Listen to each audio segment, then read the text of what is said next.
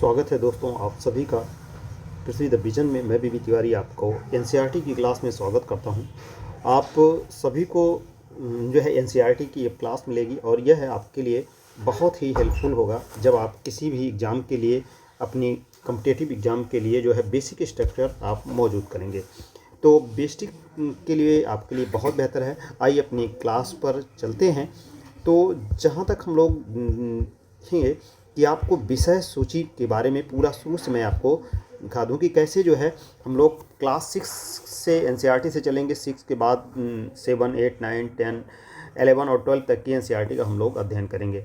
तो यह आपकी क्लास है, यहाँ से हम लोग शुरू करते हैं। सामाजिक विज्ञान, जैसा कि आप देख सकते हैं यहाँ की क्लास से आप लोग जो है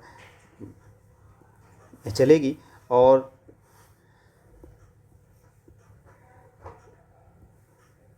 तो सामाजिक विज्ञान की क्लास है और यहाँ पर हम लोग सामाजिक विज्ञान या पॉलिटी को पढ़ेंगे। इकाई है कक्षा 6 की पाठ्य पुस्तक है और इसके बारे में हम लोग चलेंगे। तो चलिए हम लोग चलते हैं। एनसीईआरटी की बुक है और एनसीईआरटी की बुक में हम लोग चलेंगे। तो यहाँ पर देख सकते हैं आप, ये विषय सूची है इसकी और ये एनसीईआरटी की बुक है। ये बिल्कुल मैं आपको विषय सारणी से लेकर दिखाकर चल रहा हूँ। और ये इसके आमुख हैं, आमुख है, ये बहुत इम्पॉर्टेंट नहीं है। और ये हमारी कोविड-19 महामारी को देखते हुए विद्यार्थी के लिए सामग्री की जो बातें की गई हैं उस पर था जो है एनसीईआरटी की बुक है। और पाठ्य पुस्तक समिति के जो है सलाहकार समिति में हरि वासुदेव प्रोफेसर इतिहास विभाग या सभी सलाहकार जो ही सदस्य थे एनसीईआरटी को लिखने में उनका योगदान था। तो एनसीईआरटी की यह उद्देशिका है जिसे हम प्रेम्बल करते हैं। भारतीय कॉन्स्टिट्यूशन की प्रस्तावना है। हम भारत के लोग भारत को संपूर्ण प्रभु संपन्न समाजवादी पंथ निरपेक्ष लोकतंत्रात्मक गणराज्य बनाने के लिए तथा उसके समस्त नागरिकों को सामाजिक, आर्थिक और राजनीतिक न्याय, विचार, अव्यक्त विश्वास, धर्म और उपासना की स्वतंत्रता, प्रतिष्ठा और अवसर की समता प्रदान करने के लिए तथा उन सब में व्यक्ति की गरिमा, राष्ट्र की एकता और अखंडता सुनिश्चित करने वाली बंधुता को बढ़ाने के लिए दृढ़ संकल्प होकर अपनी संविधान सभा में आज तारीख 26 नवंबर 1949 को एतद द्वारा इस संविधान को अंगीकृत, अधिनियमित और आत्मार्पित करते हैं। हर जो है अगर आप देखेंगे तो हर संविधान की जो है भारतीय संविधान की एनसीईआरटी की पहले पेज पर जो है शुरुआत में उद्देशिका का वर्णन किया गया है। तो यहाँ से देख सकते हैं ये उद्देशिका थी जो कि मैं आपको पॉलिटी में उद्देशिका बता चुका हूँ। तो वहाँ से भी देख सकते हैं और यहाँ भी दिया R K Laxman the Times of India और बहुत लोगों का योगदान इसके लिखने में था। विषय सूची में जो है यहाँ पर कई फ़ोटो सेशन के लिए भी जो है एन ब्रेमेन और पार्थिव शाह की फ़ोटो की किताबों में इस्तेमाल किया गया है। बहुत सी चीज़ें जो है और किताब कैसे इस्तेमाल करें, सामाजिक एवं राजनीतिक जीवन क्यों है, सामाजिक एवं राजनीतिक जीवन की तरह किस तरह से अलग है, ये सभी इसके बारे में आपको बताया गया है एनसीईआरटी में।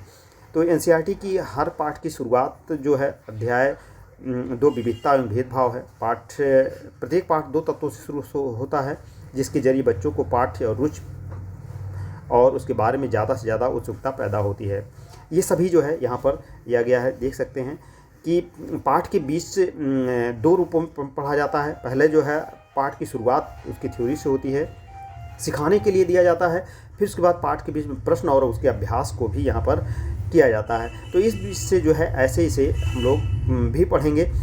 जो है बिल्कुल एकदम प्राइमरी स्टेज से हम लोग शुरू कर रहे हैं और यहाँ पर आप देख सकते हैं अनुभवों को जो है। तीसरा, विद्यार्थियों को वो चीज़ अभ्यास भी कराई जाती है, पुलिस का क्या काम होता है, जो प्रश्नोत्तर भी बनाने का काम किया जाता है और उस प्रश्नोत्तर पर बल दिया जाता है। और उसके बाद जो है ऐसे एनसीईआरटी को तैयार किया जाता है जो है। तो एनसीईआरटी तैयार करने की, उसको रीड करने की भी एक तकनीक है। उन तकनीकों के बारे में हम लोग यहाँ पर देखते हैं जो है।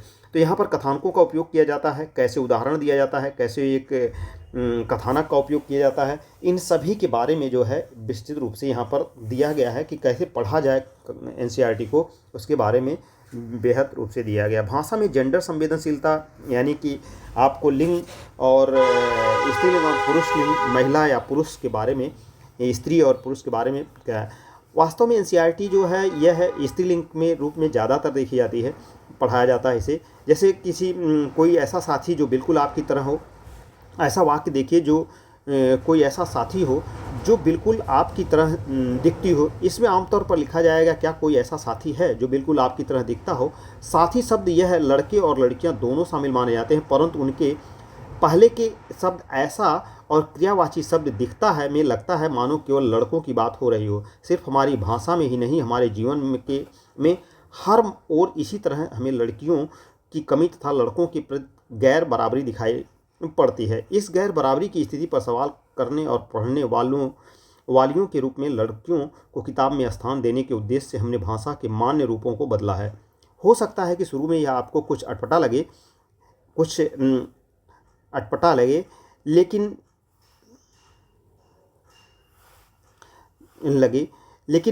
गैर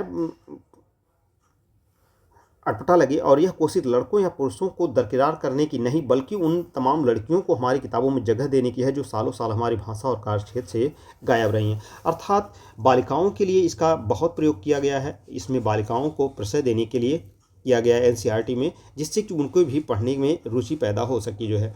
तो विषय सूची के रूप में आपको दिखा दें, पहला चैप्टर आपका जो लिखा जाएगा, पढ़ा जाएगा हम लोगों के द्वारा। पहली यूनिट जो होगी, इकाई की जो पहली यूनिट होगी, उस पहली इकाई में हम लोग विविधता देखेंगे, जो कि पहली यूनिट में, जिसमें 2 अध्याय हैं। इन अध्यायों में पहले अध्याय में विविधता की समझ देखेंगे, दूसरे अध्याय में विविधता एवं भेदभाव के बारे में अध्ययन हम लोग करेंगे। इकाई 2 है, इकाई दूसरी यूनिट में अध्याय 3 है। इसमें सरकार क्या है इसके बारे में देखेंगे। फिर उसके बाद यूनिट 3 है। यूनिट 3 में जो है 3 अध्याय हैं। चौथा अध्याय, 5वां और 6वां, ये 3 अध्याय हैं। चौथे में पंचायती राज का वर्णन देखा जाएगा। फिर 5वें में गांव का प्रशासन यानी कि जो है, और 6ठे अध्याय में नगर प्रशासन का अध्ययन हम लोग देखेंगे। उसी तरह से देखेंगे तो चौथी इकाई में जो हमें चौथी इकाई मिलेगी, इस इकाई में आजीविकाएं हैं। जैसे 7वें अध्याय में 2 अध्याय चौथी इकाई में है, ग्रामीण क्षेत्र में आजीविका और शहरी क्षेत्र में आजीविका, दोनों का वर्णन किया गया है। उसी तरह से हम लोग जो है यहाँ पर संविधान के मूल कर्तव्य दिए हुए हैं, तो ये यूनिट बाई दिया गया है और उसके बारे में हम लोग देखेंगे। तो यहाँ मूल कर्तव्य की बात की गई है। अगर मूल कर्तव्य के बारे में देखें तो यह, जैसा कि मैंने आपको बताया था कि संविधान में मूल कर्तव्य की बात की गई है, और यह है अनुच्छेद 51 क के तहत है, 51 क के तहत है, आर्टिकल में है, और भाग 4 क के अंतर्गत संविधान में इंक्लूड है। जो है 42वां संविधान संशोधन, 42वां संविधान संशोधन के तहत इसे अपनाया गया था। 42वां संविधान संशोधन के तहत 1976 में इसे अपनाया गया था, और इसे स्वर्ण सिंह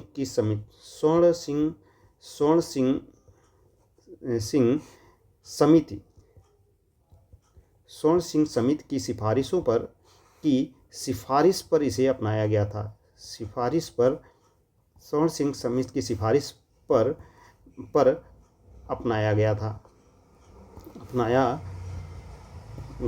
था। इसे फंडामेंटल ड्यूटीज़ भी कहते हैं, यानी कि एफडी भी कहा जाता है। फंडामेंटल ड्यूटी जो नागरिकों का जैसे फंडामेंटल राइट है, मूल अधिकार है, उसी तरह से फंडामेंटल ड्यूटी भी होती है, जो नागरिकों का मूल कर्तव्य भी होता है। प्रत्येक नागरिक का यह कर्तव्य होगा कि वर्तमान में जो है आपको बताना है कि वर्तमान में कुल कितने कर्तव्य हैं, मूल कर्तव्य हैं, वर्तमान में कितने हैं, ये आपको बताना है कि वर्तमान में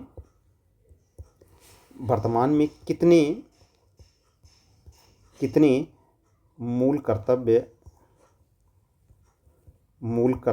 हैं। ये आपके लिए क्वेश्चन है कि वर्तमान में कितने मूल कर्तव्य हैं, ये आपको बताना है।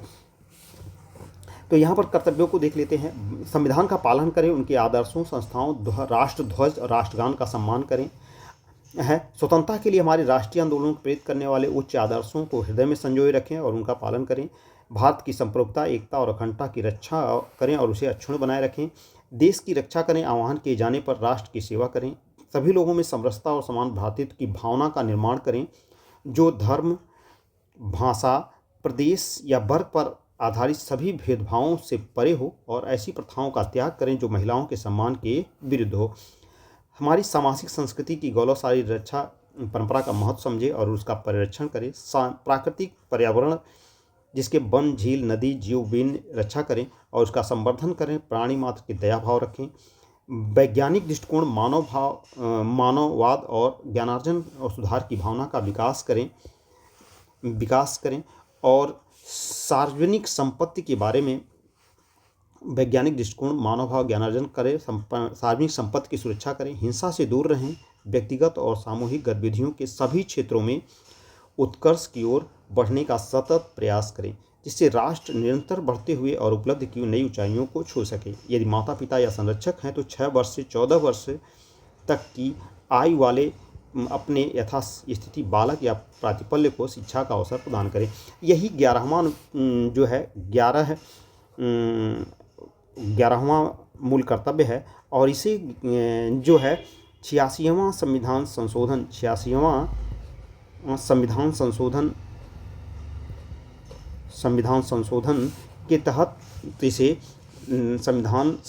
के तहत इसे अपनाया गया था और यह 86वां समझे। इसमें जो है 6 से 14 वर्ष के बालकों को निःशुल्क शिक्षा देने का यह अभिभावकों का कर्तव्य कहा गया था। तो ये थी जो है आपकी जो है प्रथम विषय सूची थी। अब हम लोग जो है इसकी पहली यूनिट पर चलते हैं। इकाई 1 जो जैसा कि भी मैंने आपको दिखाया था कि यूनिट की इकाई है और उसके तहत ही हम लोग से देखेंगे जो है, ठीक है। तो दोस्तों ये पहली इकाई है और जैसा कि अभी इसके पहले हम लोगों ने देखा था कि इसके विषय सारणी को हम लोगों ने देखा था, तो उसी क्रम में यह पहली यूनिट की पहली इकाई है, यानी कि पहली इकाई हम लोग देखते हैं। तो पहली इकाई में अगर आप देखें तो ये पहली इकाई 1 है। इकाई यूनिट में ये चित्र है और आगे बढ़ते हुए जो है विविधता, यह डाइवर्सिटी की बात करता है। पहली इकाई में जो है डाइवर्सिटी जो है सिविक्स की क्लास देख रहे हैं, पहला अध्याय है। पाठ के जो है लड़कियों की जो है इसके बारे में अभी हम लोगों ने देखा। यह क्लास 6 की एनसीईआरटी का पहला चैप्टर यही है और इसी चैप्टर में डाइवर्सिटी है और डाइवर्सिटी के बारे में हम लोग देखते हैं। नज़र दौड़ाइए, क्या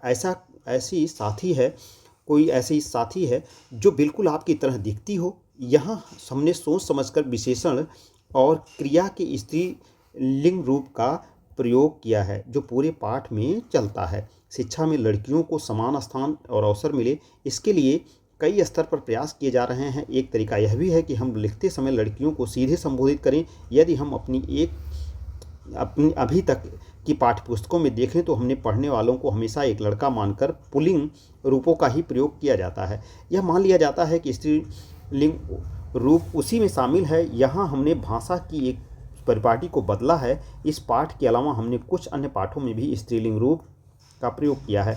तो यहाँ पर स्त्रियों को यानी महिलाओं को या बच्चियों को ज़्यादा प्रश्रय देते हुए इस बात का प्रयोग किया गया है। तो अब अध्याय 1 की बात करते हैं जो है, और अध्याय 1 की बातों में हम लोग देखेंगे कि कैसे जो है विविधता की समझ इसका है। यहाँ QR कोड भी रहता है, ये ध्यान रखिएगा कि एनसीईआरटी की किताबों में QR कोड इसकी पहचान है जो है।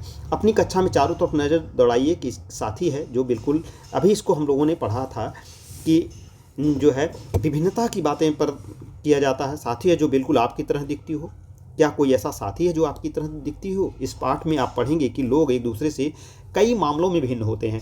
भाई सबका वेशभूषा, सब भाषा अलग अलग होती है, उसी के बारे में कह रहा है। वे न केवल अलग दिखते हैं बल्कि वे अलग अलग क्षेत्रों से भी आते हैं। उनके धर्म, रहन सहन, खान पान, भाषा, त्यौहार आदि भी भिन्न होते हैं। ये भिन्नताएं हमारे जीवन को कई तरह से रोचक एवं समृद्ध बनाती हैं।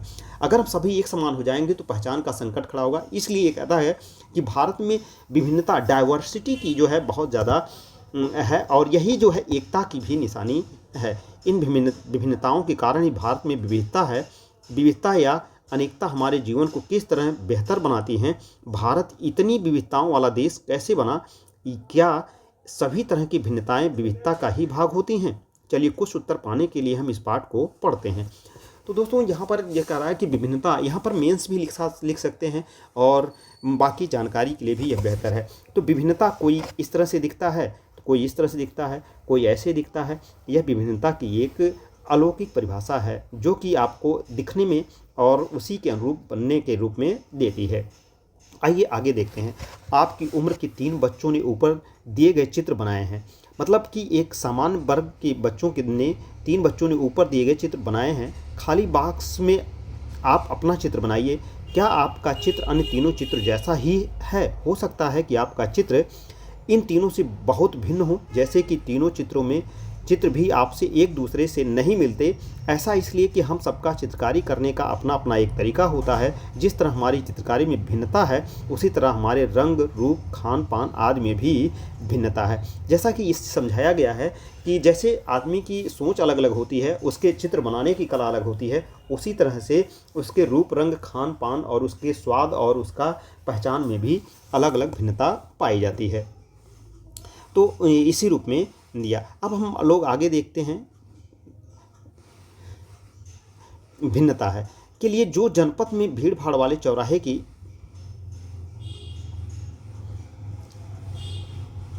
हैं। चलिए, जो है अपने बारे में निम्नलिखित जानकारी दीजिए। बाहर जाते समय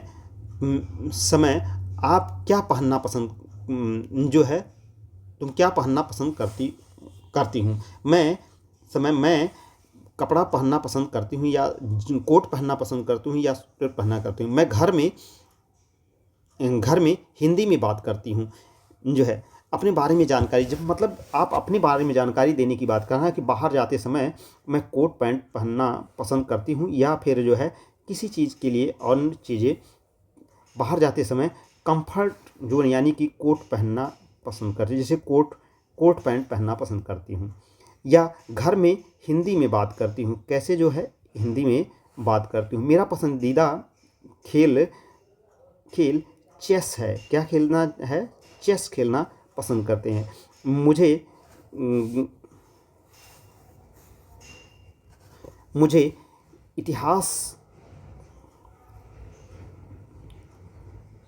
हिस्ट्री के बारे में किताब पढ़ना पसंद है। अपनी अध्यापिका की सहायता से यह पता कीजिए कि आप में कितनी साथियों के जवाब एक जैसे हैं। जो सब आपने दिया है उसमें अपनी अध्यापिका से पता करिए कि आप में कितनी साथियों के जवाब एक जैसे हैं। क्या कक्षा में कोई ऐसा साथी भी है जिसकी सूची आपकी सूची से हूबहू मिलती है, जैसा कि कोर्ट, हिंदी, चेस और हिस्ट्री जो है मिलती है? शायद नहीं हो। हालांकि ऐसा होगा कि कई साथियों के कुछ जवाब आपके जवाबों से मिलते जुलते होंगे।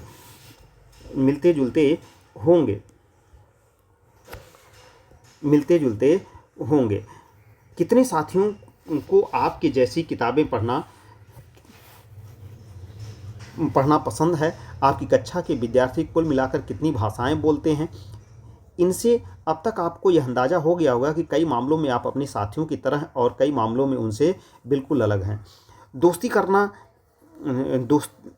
करना, क्या ऐसे इंसान से दोस्ती करना आपके लिए आसान होगा जो आपसे बहुत भिन्न हैं? नीचे दी गई कहानी पढ़ें और इस बारे में सोचें। मैंने इसे एक मजाक की तरह लिया। मजाक जो कि फटे पुराने कपड़े पहने उस छोटे से लड़के के लिए था जो जनपद के भीड़ भाड़ वाले चौराहे की लाल बत्ती पर अखबार बेचता था। मैं जब भी वहाँ से साइकिल से गुजरता हुआ अंग्रेजी का अखबार हाथ में लहराते हुए मेरे पीछे भागता उस दिन की सुर्खियों को हिंदी अंग्रेजी के मिले जुले शब्दों में चिल्ला कर सुनाता रहता। इस बार मैं पटरी के सहारे रुका और मैंने उससे हिंदी का अखबार मांगा। उसका मुंह खुला रह गया। उसने पूछा, मतलब आपको हिंदी आती है? इसका मतलब है कि अंग्रेजी नहीं आती। मतलब आपको हिंदी आती है? बिल्कुल। तो मैंने कहा बिल्कुल। मैंने अखबार के पैसे देते हुए कहा, क्यों, तुमने क्या सोचा? वह रुका। पर आप लगते तो बड़े अंग्रेज हैं। वह बोला, मतलब कि आप हिंदी पढ़ भी सकते हैं। आप हिंदी पढ़ भी सकते हैं। अब देखिए, ये चित्र दिया गया है, उसी बेस में जो है लड़का जो है हाँ दे रहा है। हाँ बिल्कुल पढ़ सकता हूँ। इस बार मैं थोड़ा अधीर होते हुए बोला, मैं हिंदी बोल सकता हूँ, पढ़ सकता हूँ और लिख भी सकता हूँ। मैंने स्कूल में दूसरे सब्जेक्ट के साथ हिंदी पढ़ी है। तो अब ये कहानी छोटी सी थी, जो है एक लड़के की अखबार बेचने की कहानी थी, जिसके बारे में है। सब्जेक्ट, उसने पूछा, अब जो कभी स्कूल नहीं गया उसको मैं क्या समझाता कि सब्जेक्ट क्या होता है।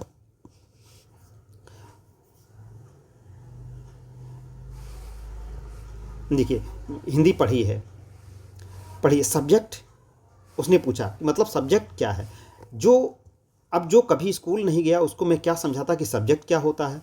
वह कुछ होता है। मैंने शुरू किया ही था कि बत्ती हरी हो गई और मेरे पीछे गाड़ियों का हॉर्न शोर 100 गुना बढ़ गया। मैं भी अपने आप को ट्रैफिक के साथ आगे बढ़ने दिया। अगले दिन वह फिर से वहाँ पर था। वह मुस्कुरा रहा था और मेरी तरफ हिंदी का अखबार बढ़ाते हुए उसने कहा, भैया आपका अखबार अखबार अब बताइए ये सब्जेक्ट क्या चीज़ है। अंग्रेजी का यह शब्द उसकी ज़बान पर अजीब लग रहा था। ऐसा लगा मानो अंग्रेजी में सब्जेक्ट शब्द का दूसरा अर्थ है प्रजा। उस अर्थ में वह उसका प्रयोग कर रहा है, जो है। अब देखिए, सब्जेक्ट शब्द का अर्थ है प्रजा, उस अर्थ में वह उसका प्रयोग कर रहा था। ओह, यह कुछ पढ़ाई लिखाई से संबंधित है। मैंने कहा उसके बाद चूंकि बत्ती लाल हो गई, सो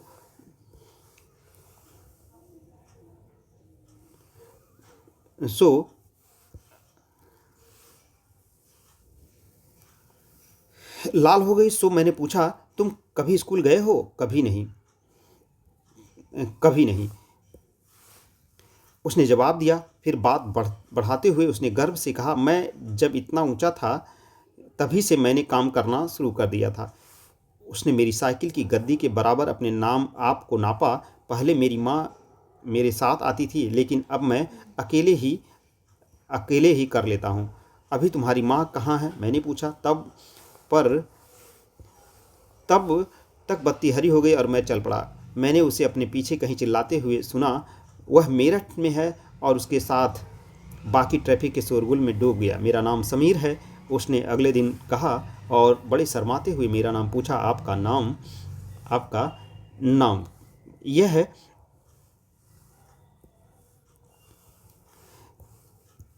यह तो बड़े आश्चर्य की बात थी। मेरी साइकिल डगमगाई। मेरा नाम भी समीर है, मैंने बताया। क्या? उसकी आंखें एकदम से चमक उठी। हाँ, मैंने मुस्कुराते हुए कहा। तुम्हें तुम्हें पता है समीर का अर्थ है हवा, पवन। और पवन पुत्र कौन है जानते हो ना? हनुमान। तो अब से आप समीर 1 और मैं समीर 2। उसने खूब खुश होते हुए कहा, हाँ ठीक है। मैंने जवाब दिया और अपना हाथ आगे बढ़ाया। हाथ मिलाओ समीर 2। उसका छोटा सा हाथ मेरे हाथ में एक नन्ही चिड़िया की तरह समा गया। मैं साइकिल चलाकर आगे बढ़ चुका था, पर उसके हाथ की गर्माहट अब तक महसूस कर रहा था। अगले दिन उसके चेहरे पर उसकी चिरपरिचित मुस्कान नहीं थी। मेरठ में बड़ी गड़बड़ हो गई है, उसने कहा। वहाँ दंगों में बहुत लोग मारे गए हैं। मैंने मुख्य अखबार की सुर्खियों की तरफ देखा। एक बड़े अक्षरों में लिखा था, सांप्रदायिक दंगे। लेकिन समीर मेरे शुरू किया ही था, मैं मुस्लिम समीर हूँ। वह बोल पड़ा, और मेरे सभी लोग मेरठ में हैं। उसकी आंखें भर आई जब मैंने उसके कंधे पर हाथ रखा और उसे नज़र ऊपर नहीं उठाई। समीर 1 और समीर 2 में कोई 3 अंतर लिखिए। क्या ये अंतर उन्हें दोस्त बनने से रोक पाए? अभी एक आपके लिए एक क्वेश्चन इसने पूछा कि समीर 1 और समीर 2 में कोई 3 अंतर बताइए। क्या ये अंतर उन्हें दोस्त बनने से रोक पाए? अब देखिए, तो आगे बढ़ते हैं कि ये समीर और समीर में अंतर। अगले दिन वह चौराहे पर नहीं था, न उसके अगले दिन वह दिखा और न फिर आगे कभी। अंग्रेजी या हिंदी का कोई अखबार मुझे नहीं बता सकता कि मेरा समीर 2 आखिर कहाँ गया। यह पोइली सेनगुप्ता की कहानी है, द लाइट्स चेंज्ड पर आधारित है, जो है। जहाँ समीर 1 को अंग्रेजी ज़्यादा अच्छी आती है, वहीं समीर 2 हिंदी बोलता है। हालांकि दोनों की भाषाएं अलग हैं, फिर भी दोनों एक दूसरे से बात कर पाए। उन्होंने इसके लिए प्रयास किया क्योंकि उनके लिए बात करना महत्वपूर्ण था। समीर 1 और समीर 2 की धार्मिक और सांस्कृतिक पृष्ठभूमियाँ भी अलग हैं। जहाँ समीर 1 हिंदू है, वहीं समीर 2 एक मुसलमान के रूप में मुसलमान हैं। दोनों में दोस्ती हुई क्योंकि दोनों दोस्ती करना चाहते थे। खान पान, पहनावा, धर्म, भाषा आदि की ये भिन्नताएं विविधताओं के पहलू हैं। अपनी विविध धार्मिक और सांस्कृतिक पृष्ठभूमियों के अलावा समीर एक और समीर दो कई अन्य मामलों में एक दूसरे से अलग थे। जो है उदाहरण के लिए उन त्योहारों की सूची बनाइए जो हो सकता है कि समीर एक और समीर दो मानते हों। एक और समीर दो मानते हों। हो सकता है कि समीर एक और समीर दो ये मानते हों। तो समीर एक और समीर दो, क्या आप ऐसी किसी परिस्थिति के बारे में सोच सकते हैं जब आपने उनसे दोस्ती की जो आपसे बहुत अलग हों? इसका वर्णन एक कहानी के रूप में कीजिए।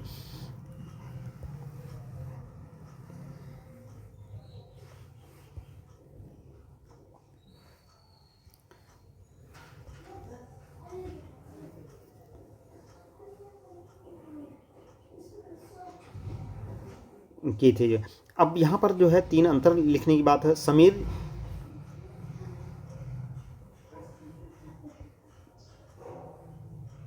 उदाहरण के लिए समीर ने स्कूल में पढ़ाई की थी जबकि समीर दो अखबार बेचता था। समीर दो को स्कूल जाने का मौका मिला नहीं। अपने संभवतः अपने इलाके में ऐसे कई लोगों को देखा होगा जो गरीब हैं और जिनकी भोजन, घर और कपड़े की ज़रूरत भी पूरी नहीं हो पाती। यह फ़र्क उस फ़र्क से अलग है जिसके बारे में हमने पहले पढ़ा। यह विविधता का रूप नहीं है बल्कि गैर बराबरी का रूप है। गैर बराबरी का मतलब है कि कुछ लोगों के पास न अवसर है, न ही ज़मीन है या पैसे जैसे संसाधन जो दूसरों के पास है। इसलिए गरीबी और अमीरी विविधता का रूप नहीं है, यह लोगों के बीच मौजूद असमानता यानी गैर बराबरी है। जाति व्यवस्था असमानता का एक और उदाहरण है। देखिए, जाति व्यवस्था और असमानता का एक और उदाहरण है। इस व्यवस्था में समाज को अलग अलग समूहों में बांटा गया है। इस बंटवारे का आधार था कि लोग किस किस तरह का काम करते हैं। लोग जिस जाति में पैदा होते हैं उसे बदल नहीं सकते थे। उदाहरण के लिए समीर दो स्कूल क्यों नहीं जाता था? आपकी राय में अगर वह स्कूल जाना चाहता तो क्या जा पाता? क्या यह सही है कि कुछ बच्चे स्कूल जा पाते हैं और कुछ जा ही नहीं पाते? इस पर चर्चा करें। अब देखिए, समीर के माँ बाप गरीब थे, इसलिए उनकी जो है पारिवारिक दृष्टिकोण से समीर टू को जो है आर्थिक स्थिति नहीं थी कि जो उसे, क्योंकि उसके लिए रोटी कपड़ा मकान ही बहुत था और जिस कारण से वह स्कूल नहीं जा पाया और पढ़ाई लिखाई नहीं कर पाया। जबकि समीर वन की पृष्ठभूमि अच्छी थी, उसके माँ बाप समृद्ध थे, इसलिए वह उसे पढ़ा लिखा कर एक अच्छा व्यक्ति बना दिए थे। तो कहीं ना कहीं जो है यह पढ़ाई का भी एक आधार है कि अगर आर्थिक स्थिति कमज़ोर होगी तो पढ़ाई में दिक्कत होगी और अगर आर्थिक दृष्टिकोण सही होगा तो पढ़ाई करने के लिए प्राथमिक रूप से आपको यह सुविधाएं होंगी। तो अब आगे बढ़ते हैं। जो है अगर आप कुम्हार के घर में पैदा हो गई तो आपकी जात कुम्हार ही होती है और बस आप बस वही बन सकती थीं। कोई व्यक्ति जाति से जुड़ा अपना पेशा भी नहीं बदल सकता था, इसलिए उस ज्ञान के अलावा किसी अन्य ज्ञान को हासिल करना जरूरी नहीं समझा जाता। इससे गैर बराबरी पैदा हुई। आप इस बारे में अपने पाठों में पढ़ेंगे। विविधता जो है यह जातीय रूप से था कि जिसके घर जहाँ पर जिस व्यवस्था में आप हैं उस व्यवस्था के अनुसार ही आप देखते सीखते हैं, यानी कि आपके पारिवारिक परिवेश ही आपकी व्यवसाय का निर्धारण करने के लिए प्रथम दृष्टया जिम्मेदार होते हैं।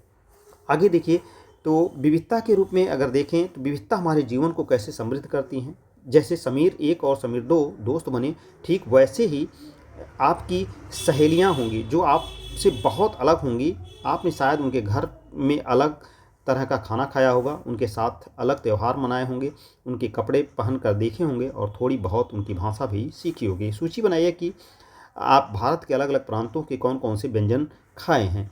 अपनी मातृभाषा के अलावा उन भाषाओं की सूची बनाइए जिनके आप कुछ शब्द भी जानती हैं। जैसे आप मान लीजिए आप उत्तर प्रदेश में हैं, तो उत्तर प्रदेश से आप जो है बंगाल गए हों तो वहाँ बंगला भाषा के शब्द और वहाँ बंगला भाषा के व्यंजन और बंगला भाषा की कुछ जो है पहनावे को जो है आपको वर्णन करना है। या महाराष्ट्र गए तो महाराष्ट्र के बारे में मराठी भाषा या उसकी बोलियाँ और उसके व्यंजन और उसके पहनावे को आप व्यक्त करने के लिए यह कह रहा है। आपको शायद तरह तरह के जानवरों, रानियों, साहसिक घटनाओं या भूतों की कहानियाँ पसंद होंगी। संभव है कि आपको खुद कहानी बनाना भी पसंद होगा। एक अच्छी कहानी पढ़ने से हमेशा खुशी मिलती है। उसको पढ़कर और ज़्यादा कहानियाँ बनाने के लिए नए नए विचार मिलते हैं। जो लोग कहानियाँ लिखते हैं वे विभिन्न स्रोतों, किताबों, वास्तविक जीवन और कल्पनाओं से प्रेरणा लेते हैं। कुछ लोग जंगल में जानवरों के नज़दीक रहे और उन्होंने जानवरों की दोस्ती व लड़ाइयों के बारे में कहानियाँ लिखीं। कुछ अन्य लोगों ने राजा रानियों के वृत्तांत पढ़कर प्यार और सम्मान के किस्से लिखे। कुछ ने अपने बचपन की यादों में गोते लगाए। स्कूल और दोस्तों की मधुर यादों से निकाल कर कुछ साहस की कहानियाँ लिखी। कल्पना कीजिए कि जिनकी कहानियाँ आपने सुनी या पढ़ी हैं उन सभी कहानियों या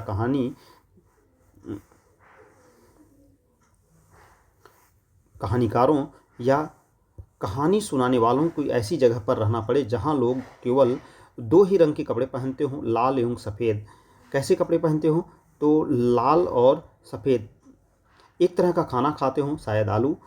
समान रूप से केवल दो पशु पक्षी को पालते हों, उदाहरण के लिए हिरन और कौवा, और केवल सांप सीढ़ी का खेल अपना मनोरंजन करते हों। ऐसी जगह रहकर वे कैसी कहानियाँ लिख पाएंगे?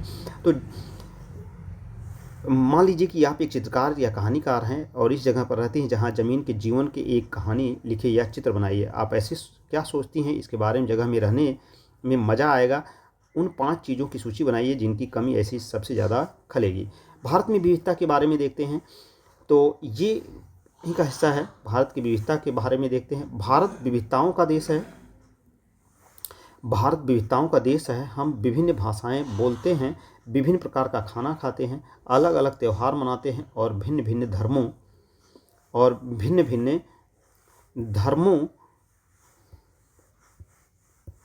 धर्मों का पालन करते हैं। लेकिन गहराई से सोचें तो वास्तव में हम एक ही तरह की चीज़ें करते हैं, केवल हमारे करने के तरीके अलग हैं जो है। अभी यहाँ पर देखिए, गहराई से सोचें तो वास्तव में हम एक ही तरह की चीज़ करते हैं। सही बात है, हम भारत में रहते हैं और हाँ, खाना भी खाते हैं और सोने और रहने के लिए आवास की बातें करते हैं। तो यहाँ पर देखिए जो है, भारत के लोग विभिन्न तरीक़ों से नीचे लिखे काम करते हैं। यहाँ उनके तरीका बताया गया है और 2 तरीके लिखे, जैसे प्रार्थना, इबादत करना, भक्ति गीत गाना, शादी करना, या फिर जो है प्रार्थना करना, इबादत करना या भक्ति करना, ये मुस्लिम धर्म का इबादत करना है, और भक्ति गीत गाना ये हिंदू धर्म का है। उसी तरह से शादी करना और निकाह करना, जैसे शादी करना और निकाह ये मुस्लिमों में निकाह करना कहा जाता है। और विभिन्न प्रकार के कपड़े पहनना और यानी कि लिबास पहनना या अलग अलग पहनना, अभिवादन करना या किसी का स्वागत करना, चावल पकाना, मीट या सब्जी डालकर बिरयानी पकाना। तो ये दोनों अलग अलग हैं। झारखंड के आदिवासियों का एक दूसरे को जोहार करना, जबकि सामान्य रूप से जो है मिलने का जो है नमस्कार करना, ये सभी चीज़ें जो है अलग अलग रूपों में हम लोगों को करने के लिए सिखाती हैं जो है। तो हम विविधता को कैसे समझे, आइए इसे देखते हैं कि हम विविधता को कैसे समझते हैं। करीब 200-2.25 वर्ष पहले जब रेल, हवाई जहाज़, बस और कार हमारे जीवन का हिस्सा नहीं थे, तब भी हम लोग संसार के एक भाग से दूसरे भाग की यात्रा करते थे। वे पानी के जहाज़ में, घोड़ों या ऊँट पर बैठ कर जाते थे या फिर पैदल चलकर जाते थे जो है। अक्सर ये यात्राएं खेती और बसने के लिए, नई ज़मीन की तलाश में या फिर व्यापार के लिए किए जाते थे। क्योंकि यात्रा में बहुत समय लगता था, इसलिए लोग नई जगह पर अक्सर काफ़ी लंबे समय तक ठहर जाते थे। इसके अलावा सूखे और अकाल के कारण भी कई बार लोग अपना घर बार छोड़ देते थे। उन्हें जब पेट भर खाना नहीं मिलता था तो वे नई जगह जाकर बस जाते थे जो है। कुछ लोग काम की तलाश में और कुछ युद्ध के कारण घर छोड़ देते थे। जब लोग नई जगह पर बसना शुरू करते थे तो उनके रहन सहन में थोड़ा बदलाव आ जाता था। कुछ चीज़ें वे नई जगह की अपना लेते थे और कुछ चीज़ों में वे पुराने ढर्रे पर ही चलते रहते थे। इस तरह उनकी भाषा, भोजन, संगीत, धर्म आदि में नए और पुराने का मिश्रण होता रहता था। उनकी संस्कृति और नई जगह की संस्कृति में आदान प्रदान होता और धीरे धीरे एक मिश्रित यानी मिली जुली संस्कृति उभरती है।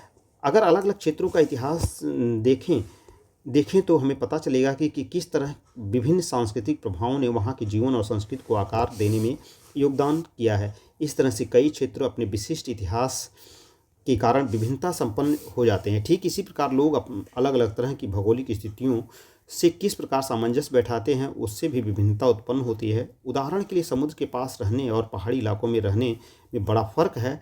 न केवल वहाँ के लोगों में कपड़ों और खान पान की आदतों में फ़र्क होगा, बल्कि जिस तरह काम करेंगे वे भी अलग होंगे। शहरों में अक्सर लोग यहाँ भूल जाते हैं कि उनका जीवन उनके भौतिक वातावरण से किस तरह गहराई से जुड़ा हुआ है। ऐसा इसलिए कि शहरों में लोग बिरले ही अपनी सब्जी या अनाज उगाते हैं।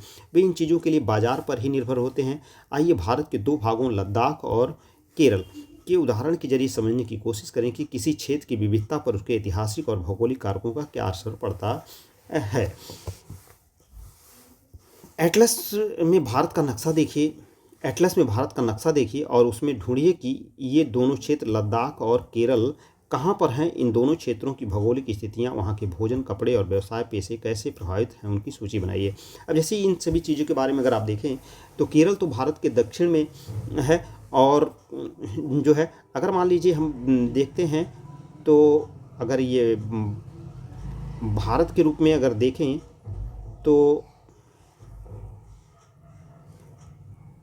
तो यहाँ पर अगर केरल है और लद्दाख की बातें करें तो यह क्षेत्र आपका यह लद्दाख है और यह केरल का क्षेत्र है जो है।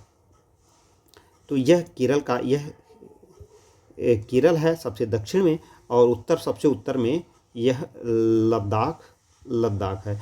तो वही कह रहा है कि देखिए तो यहाँ पर गर्मी ज़्यादा है, यहाँ पर गर्मी है तो गर्म कपड़े पहनेंगे और यहाँ पर जो है लद्दाख में बर्फ़बारी है तो बर्फ़ है तो ठंडा क्षेत्र है यानी कि ठंडे कपड़े पहनेंगे। तो ये दोनों गर्मी और सर्दी के कपड़ों में सूची है। तो आगे देखते हैं। देखिए रेगिस्तान होने का मतलब यह नहीं कि व्यापारी यहाँ आने के लिए आकर्षित नहीं हुए। रेगिस्तान राजस्थान में है तो भी जो वहाँ पर व्यापारी गए जो है। लद्दाख तो व्यापार के लिए एक अच्छा रास्ता माना गया क्योंकि यहाँ कई घाटियाँ हैं जिनसे गुजरकर मध्य एशिया के काफ़िले इस इलाके में पहुँचते थे, जिसे आज तिब्बत कहते हैं। ये काफ़िले अपने साथ मसाले, कच्चा रेशम, दरिया और लेकर चलते थे। लद्दाख के बारे में बताया, ऊंचे पहाड़ों वाले रेगिस्तानी इलाका।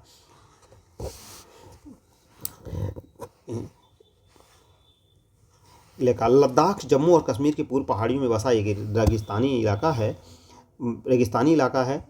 यहाँ पर बहुत ही कम खेती संभव है क्योंकि इस क्षेत्र में बारिश बिल्कुल नहीं होती और यह इलाका बर्फ़ से काफ़ी लंबे समय तक बर्फ़ से ढका रहता है। इस क्षेत्र में बहुत ही कम पेड़ उग पाते हैं। पीने के पानी के लिए लोग गर्मी के महीनों में पिघलने वाली बर्फ़ पर निर्भर रहते हैं।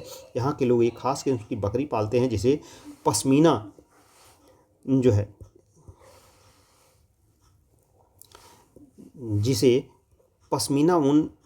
ऊन मिलता है। यह ऊन कीमती है इसलिए पश्मीना शाल बड़ी महंगी होती है। लद्दाख के लोग बड़ी सावधानी से ऊन को इकट्ठा करके कश्मीर के व्यापारियों को बेच देते हैं। मुख्यतः कश्मीर में ही पश्मीना शालें बुनी जाती हैं। यहाँ के लोग दूध से बने पदार्थ जैसे मक्खन, चीज़, एक तरह का छेना होता है चीज़, एवं मांस खाते हैं। हर एक परिवार के पास कुछ गाय, बकरी और याक होती है। याक मतलब भेड़ें जो होती हैं।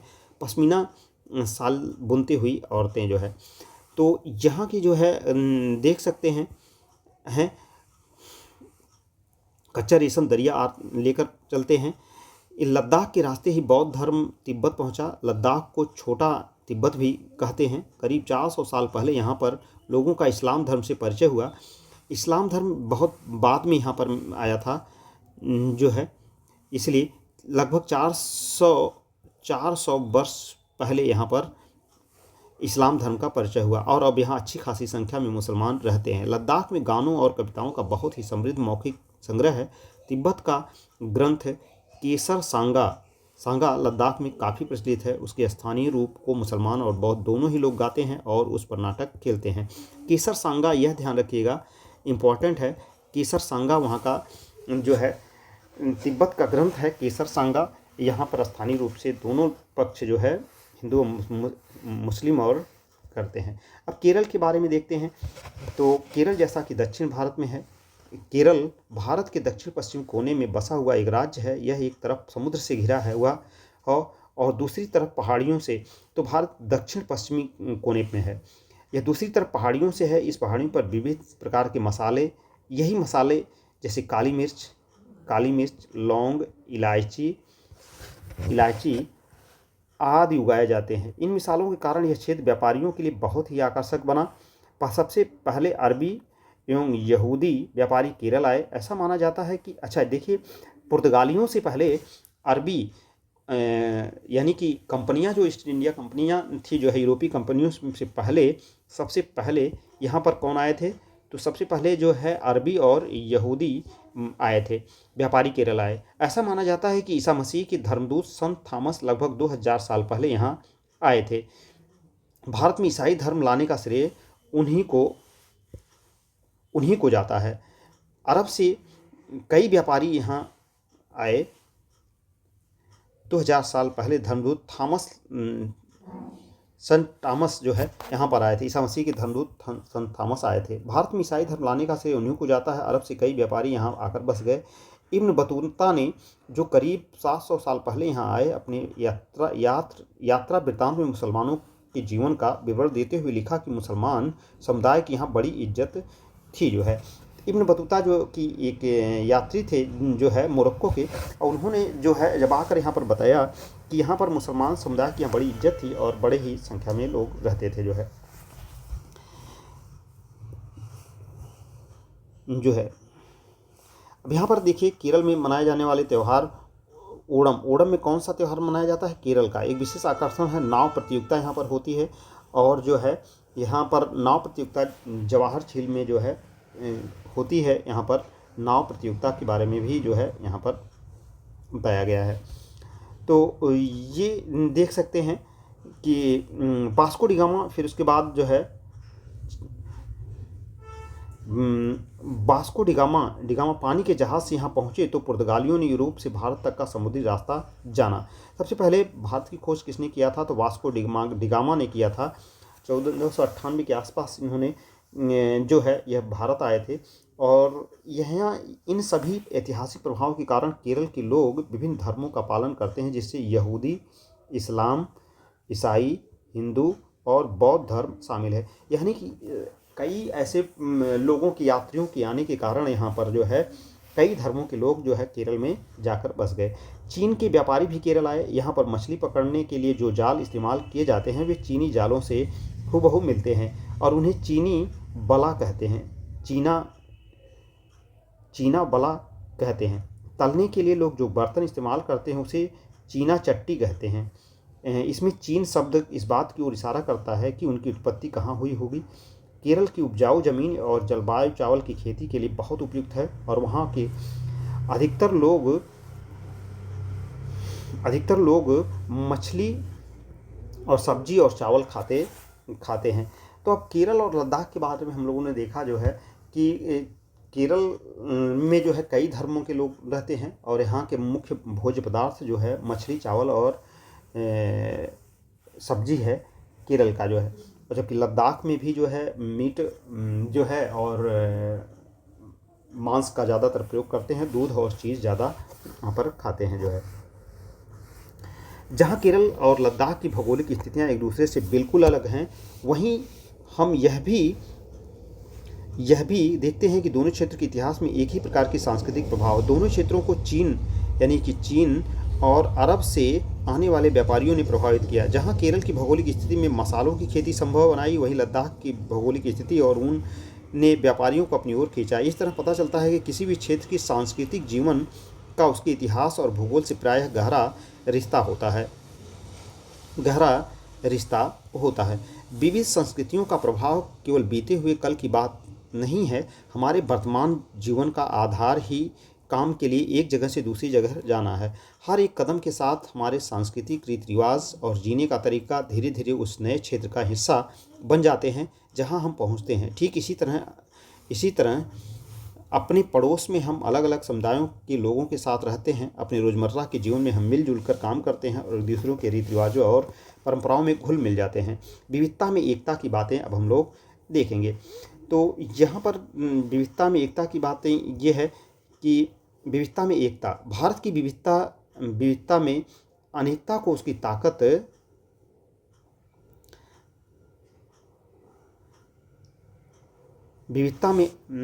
अनेकता को उसकी ताकत का स्रोत माना गया है। जब अंग्रेजों का भारत पर राज था तो विभिन्न धर्म, भाषा, क्षेत्र की महिलाएं और पुरुषों को अंग्रेजों के खिलाफ मिलकर लड़ाई लड़ी थी। जो है भारत के स्वतंत्रता संग्राम में अलग अलग परिवेशों के लोग शामिल थे।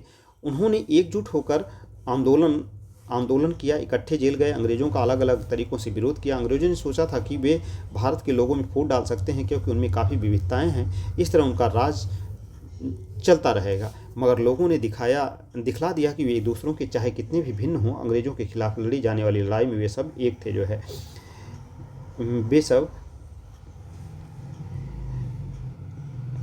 एक थे। दिन खून के हमारे प्यारे न भूल जाना, खुशियों में अपनी हम पर आंसू बहा के जाना। सयाद ने हमारे चुन चुन के फूल तोड़े, वीरान इस चमन में कोई गुल खिला के जाना। दिन खून के हमारे प्यारे न भूल जाना, खुशियों में अपनी हम पर आंसू बहा के जाना। गोली खा के सोए जलिया बाग में हम, सोनी पड़ी कब्र पर दिया जला के जाना। दिन खून के हमारे प्यारे न भूल जाना। हिंदू और मुस्लिमों की होती है आज होली, बहते हैं एक रंग में दामन भिगो के जाना। दिन खून के हमारे प्यारे न भूल जाना। कुछ जेल में पड़े हैं, कुछ कब्र में गड़े हैं, दो बूंद आंसू उन पर प्यारे बहा के जाना। दिन खून के हमारे दोस्तों न भूल जाना। तो ये जो है था। अब हम लोग जो है देखते हैं कि स्वतंत्रता दिवस के अवसर पर भाषण देते हुए पंडित नेहरू ने जो है लिया था। स्वतंत्रता दिवस कब है? 15 जो है आपको ये बताना है कि स्वतंत्रता दिवस जो है कब मनाया गया। तो खासकर जो है स्वतंत्रता दिवस जो है 15 अगस्त 1947, यह भारत स्वतंत्र हुआ था। 15 अगस्त 1947 को भाषण देते हुए नेहरू जी का भाषण था। यह गीत अमृतसर में हुए जलियांवाला बाग हत्याकांड के बाद गाया जाता था। इस हत्याकांड में एक ब्रिटिश जनरल डायर ने उस शांतिप्रिय निहत्थे लोगों पर खुलेआम गोलियां चलवा दी थी जो बाग में इकट्ठे होकर सभा कर रहे थे। महिला, पुरुष, हिंदू, मुसलमान एवं सिख कितने लोग मारे गए थे जो अंग्रेजों की पक्षपात नीति का विरोध करने के लिए जमा हुए थे। उनमें से बहुत लोगों की जानें गई और उनसे भी ज़्यादा घायल हुए। यह गीत उन्हीं शहीदों की याद में गाया गया था। स्वतंत्रता संग्राम के दौरान उभरे गीत और चिन्ह विविधता के प्रति हमारी विश्वास बनाए रखते हैं। क्या आप भारतीय झंडे की कहानी जानती हैं? स्वतंत्रता संग्राम के दौरान ही हम भारत के झंडे की परिकल्पना की गई थी। जो है इस झंडे को सारे भारत में लोगों ने अंग्रेज़ों के खिलाफ इस्तेमाल किया था। जवाहरलाल नेहरू ने अपनी किताब भारत की खोज डिस्कवरी ऑफ इंडिया लिखी थी। जो है खासकर जवाहरलाल नेहरू ने डिस्कवरी ऑफ इंडिया लिखी थी। यह जवाहरलाल नेहरू की पुस्तक है। लिखा कि भारतीय एकता कोई बाहर से थोपी हुई चीज़ नहीं है, बल्कि यह बहुत ही गहरी है, जिसके अंदर अलग अलग के विश्वास और प्रथाओं को स्वीकार करने की भावना है। इसमें विविधता को पहचानना और प्रोत्साहित किया जाता है। यह नेहरू जी ही थे जिन्होंने भारत की विविधता का वर्णन करते हुए अनेकता में एकता का विचार हमें दिया था। रविन्द्रनाथ टैगोर द्वारा रचित हमारा राष्ट्रगान ही भारतीय एकता की ही एक अभिव्यक्ति है।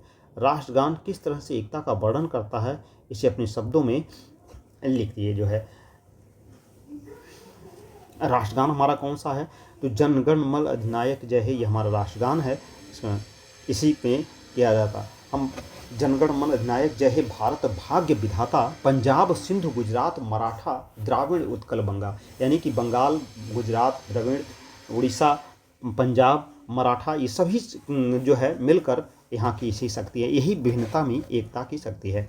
अभ्यास के रूप में देखते हैं तो यहाँ पर हमारे इलाके में मनाए जाने वाले विभिन्न त्योहारों की सूची बनाइए।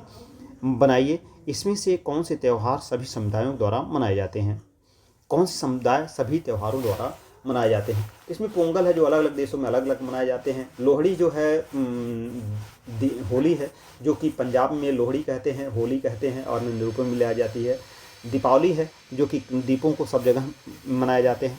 आपके विचार में भारत की समृद्ध एवं विविध विरासत के अपने जीवन को कैसे बेहतर बनाती है? आपके अनुसार अनेकता में एकता का विचार भारत के लिए कैसे उपयुक्त है? भारत की खोज किताब से लिए गए वाक्यांश में नेहरू जी भारत की एकता के बारे में क्या कहना चाह रहे हैं? जलियांवाला बाग हत्याकांड के ऊपर लिखे गए गाने की उस पंक्ति को चुनिए जो उसके अनुसार भारत की एकता को निश्चित रूप से झलकाती है। लद्दाख एवं केरल की तरह भारत का कोई एक क्षेत्र चुनिए और अध्ययन कीजिए, कैसे जो है कैसे उस क्षेत्र की विविधता को ऐतिहासिक भौगोलिक कारकों से प्रभावित किया।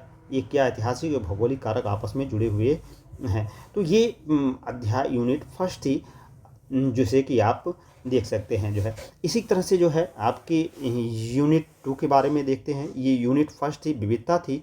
अब दूसरी यूनिट हम लोग देखते हैं जो है, और दूसरी यूनिट के बारे में अगर हम लोग देखें तो यूनिट 2 है और यूनिट 2 में अध्याय 2 के बारे में देखते हैं जो है।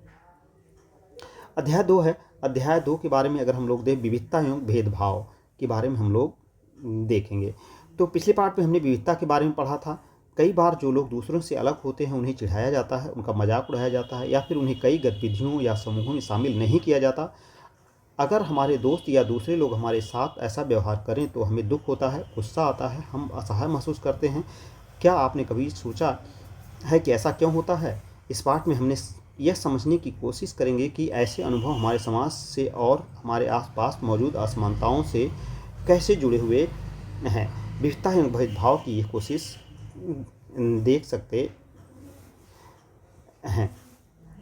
तो ये हम क्या हैं और हम कैसे हैं, यह कई चीज़ों पर निर्भर करता है जो है।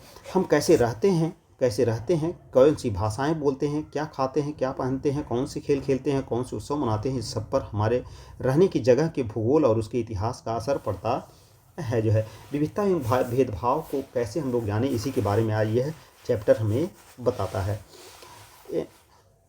इतिहास का असर पड़ता है। अगर आप संक्षेप में ही हम निम्नलिखित बिंदुओं पर ध्यान दें तो यह अंदाज़ा लगाया जा सकता है कि भारत कितनी विविधताओं वाला देश है। संसार में 8 मुख्य धर्म हैं। अगर देखें तो संसार में 8 मुख्य धर्म हैं। संसार में 8 मुख्य धर्म हैं जो है। कितने मुख्य धर्म हैं? 8 मुख्य धर्म हैं। भारत में उन 8 धर्मों के अनुयायी यानी मानने वाले रहते हैं। तो यह विविधता की बातें हैं कि भारत में 8 मुख्य धर्म हैं और उन सभी के मानने वाले अनुयायी यहाँ पर रहते हैं। यहाँ 1600 से ज़्यादा भाषाएं बोली जाती हैं। कितनी? तो 1600 से ज़्यादा भाषाएं बोली जाती हैं। जो लोगों की मातृभाषाएं हैं, यानी 1600 लोगों की भाषाएं बोली जाती हैं जो लोगों की भाषाएं हैं। 100 से ज़्यादा नृत्य हैं, यानी कि मातृभाषाएं हैं, और 100 से ज़्यादा तरह के नृत्य हैं। 100 से ज़्यादा तरह के नृत्य हैं किए जाते हैं। यह विविधता हमेशा सुख देने का कारण नहीं बनती। हम उन लोगों के साथ सुरक्षित और आश्वस्त महसूस करते हैं जो हमारी तरह दिखते हैं, बात करते हैं, कपड़े पहनते हैं और हमारी तरह सोचते हैं। कभी कभी जब हम ऐसा लोगों से मिलते हैं जो हमसे बहुत भिन्न होते हैं तो हमें वे बहुत अजीब और अपरिचित लग सकते हैं। कई बार हम समझ ही नहीं पाते या जान ही नहीं पाते कि वे हमसे अलग क्यों हैं। लोग अपने से अलग दिखने वालों के बारे में खास तरह की राय बना लेते हैं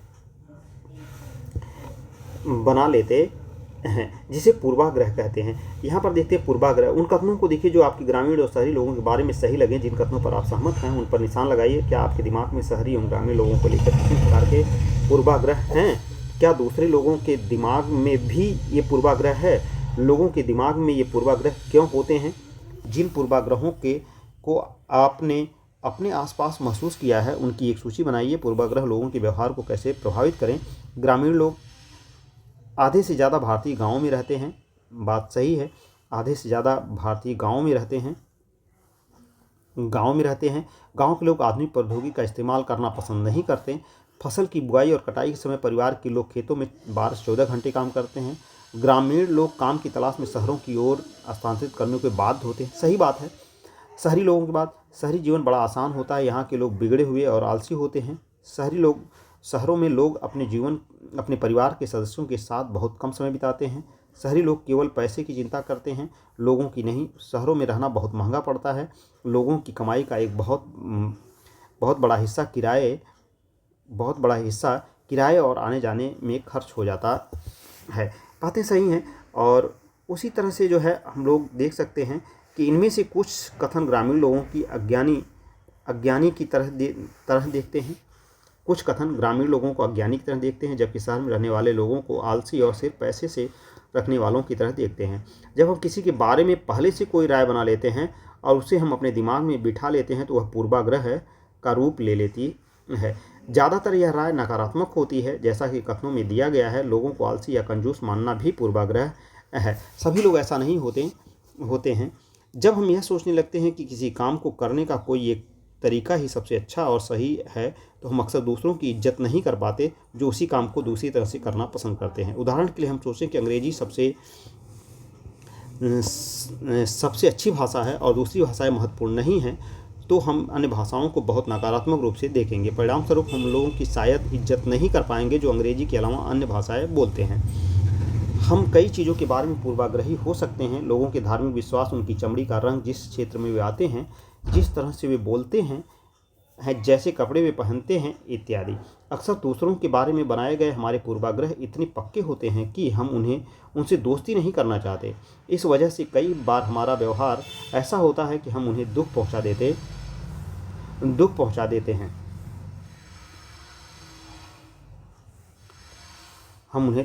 देते हैं।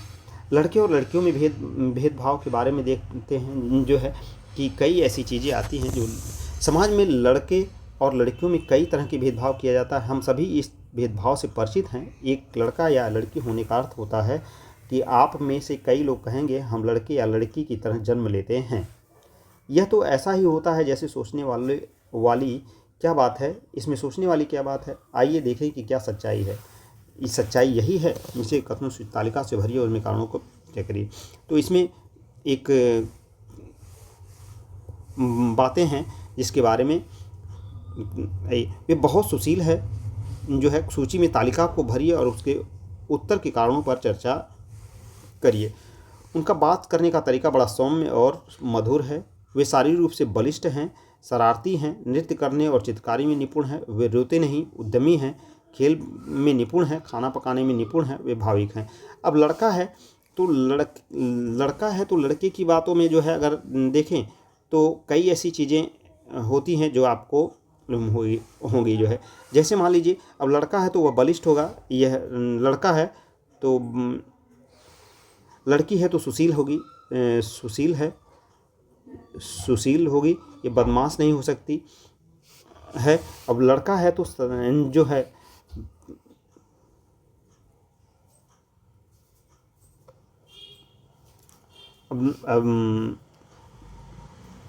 शारीरिक रूप से बलिष्ठ है। लड़का है तो यह है शारीरिक रूप से बलिष्ठ है,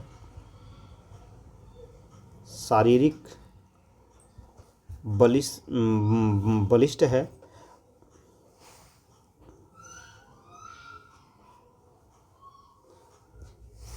शारीरिक रूप से बलिष्ठ है, शरारती है।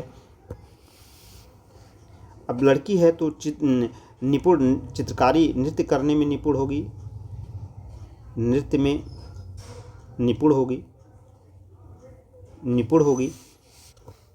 अगर लड़का है तो उद्यमी है, खेल में निपुण है,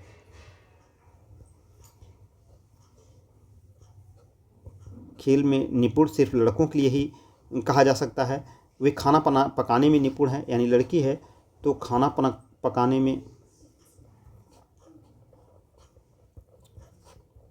में निपुण है, ऐसी चीज़ें निपुण है, ऐसी चीज़ें है। लड़की है तो भावुक होगी, भावुक है, ये सभी चीज़ें आती हैं जो है। तो यहाँ पर हम लोग देख सकते हैं कि ये था जो है, लोग तरह तरह की बातें करते हैं। मैं लड़खड़ाता हूँ, मेरी बोली लड़खड़ाती है, इसके अलावा और भी बहुत कुछ है। कभी मैं उदास हो जाता हूँ तो कभी दुखी, लोग मेरा मजाक उड़ाते हैं। नई बात नहीं, अगर तुम मेरी जगह होती तो क्या करते। तुम दूसरों से कितनी अलग दिखती हो। मैं एक इंसान हूँ, मुझे शर्म आती है, घूरती आंखों से मैं छिप जाना चाहती हूँ। ऊपर के चित्रों में जो बच्चे हैं उन्हें पहले विकलांग कहा जाता था। इस शब्द को बदलकर आज उनके लिए जो शब्द प्रयोग किए जाते हैं वह है दिव्यांग कहा जाने लगा है। शब्द है जो प्रयोग किए जाते हैं वह खास ज़रूरत वाले बच्चे, वे हैं खास ज़रूरत वाले बच्चे। उनके बारे में लोगों में पूर्वाग्रह को यहाँ बड़े अक्षरों में दिया गया है। साथ ही में उनकी अपनी भावनाएं और विचार भी दिए गए हैं। ये बच्चे अपने से जुड़ी रूढ़िबद्ध धारणाओं के बारे में क्या कह रहे हैं और क्यों इन पर चर्चा की। आपकी राय में क्या खास ज़रूरतों वाले बच्चों को सामान्य स्कूल में पढ़ना चाहिए या उनके लिए अलग स्कूल होने चाहिए? आपके जवाब में पक्ष में तर्क दीजिए। अगर हम इस कथन को लें कि वे रोते नहीं, तो आप देखें कि यह गुण आमतौर पर लड़कों पर यह फिट किया जाता है कि लड़कों या पुरुषों के साथ जोड़ा जाता है। बचपन में जब लड़कों को गिर जाने पर चोट लग जाती है तो माता पिता व परिवार के अन्य सदस्य अक्सर यह कहकर चुप कराते हैं कि रो मत, तुम तो लड़के हो, लड़के बहादुर होते हैं, रोते नहीं। जैसे जैसे बच्चे बड़े होते जाते हैं वे यह विश्वास करने लगते हैं कि लड़के रोते नहीं हैं। यहाँ तक कि अगर किसी लड़के को रोना आ जाए तो वह भी अपने आप को रोक लेता है। लड़का यह मानता है कि रोना कमजोरी की निशानी है। हालांकि लड़कों और लड़कियों दोनों का कभी कभी रोने का मन करता है, खासकर जब उन्हें गुस्सा आए या दर्द हो। लेकिन बड़े होने तक लड़के सीख जाते हैं और अपने को सिखा लेते हैं कि रोना नहीं है। अगर एक बड़ा लड़का रोए तो उसे लगता है कि दूसरे उसे चिढ़ाएंगे या उसका मजाक बनाएंगे, इसलिए वह दूसरों के सामने रोने से अपने आप को रोक लेता है। वे कोमल मृदु स्वभाव की है, वे बहुत ही सुशील है। ऐसे कथनों को लेकर उन पर चर्चा कीजिए। ये कैसे केवल लड़कियों पर लागू किए जाते हैं? क्या लड़कियों में गुण जन्म से ही होते हैं या वे ऐसे व्यवहार समाज से सीखती हैं? आपकी उन लड़कियों के बारे में क्या राय है जो कोमल और मृदु स्वभाव की नहीं होती और शरारती होती हैं?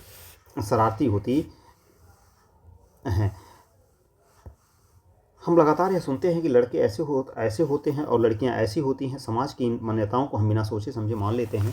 हम विश्वास कर लेते हैं कि हमारा व्यवहार इनके अनुसार ही होना चाहिए। हम सभी लड़कों और लड़कियों को उसी छवि के अनुरूप देखना चाहते हैं। रूढ़िबद्ध धारणाएं बनाना। जब हम सभी लोगों को एक ही छवि में बांध देते हैं या उसके बारे में पक्की धारणा बना लेते हैं तो रूढ़िबद्ध धारणाएं कहते हैं। कई बार हम किसी खास देश, धर्म, लिंग के होने के कारण किसी को कंजूस, अपराधी, बेवकूफ़ ठहराते हैं। ऐसा दरअसल उसके बारे में मन में एक पक्की धारणा बना लेने के कारण होता है। हर देश, धर्म, जात में हमें कंजूस, अपराधी, बेवकूफ़ लोग मिल ही जाते हैं, सिर्फ इसलिए कि कुछ लोग उन समूह में वैसे हैं। पूरे समूह के बारे में ऐसी राय बनाना वाजिब नहीं है। इस प्रकार की धारणाएं हमें प्रत्येक इंसान को एक अनोखे और अलग व्यक्ति की तरह देखने से रोक देती हैं। हम नहीं देख पाते कि उस व्यक्ति के अपने कुछ खास गुण और क्षमताएं हैं जो दूसरों से अलग हैं। रूढ़िबद्ध धारणाएं बड़ी संख्या में लोगों को एक ही प्रकार के खांचे में जड़ देती हैं। जैसे माना जाता है कि हवाई जहाज़ उड़ने का काम लड़कियां नहीं कर सकती। इन धारणाओं का असर हम सब पर पड़ता है। कई बार ये धारणाएं हमें ऐसे काम करने से रोकती हैं जिनको करने की काबिलियत शायद हमें होती है, फिर भी हम उसे करने से रुक जाते हैं। असमानता और भेदभाव की बातें देखते हैं। तो भेदभाव तब होता है जब लोग पूर्वाग्रहों या रूढ़िबद्ध धारणाओं के आधार पर व्यवहार करते हैं।